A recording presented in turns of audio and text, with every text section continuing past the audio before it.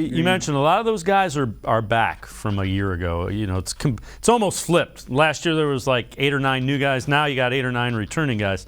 Do you think this defense looks the same, or does Joe Woods get a little more exotic and start, you know, throwing a little bit more pressure and a little bit more trying to turn the heat up and dictate tempo?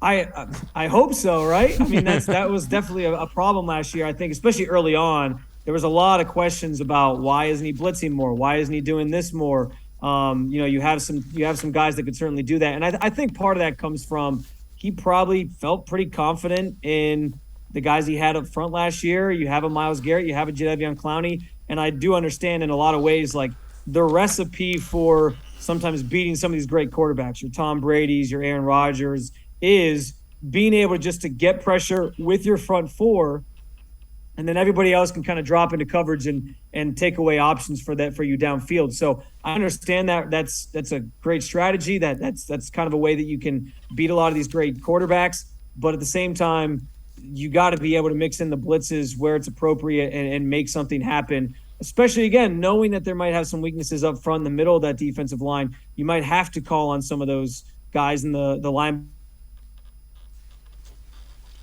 to fly up and make some plays. So, yeah, I'm 100% right there with you. I'm also interested to see, because there was a point last season where Joe Woods had some quote about, you know, I'm starting to realize that my secondary guys play better in man-to-man coverage, or his corners play better in man-to-man coverage.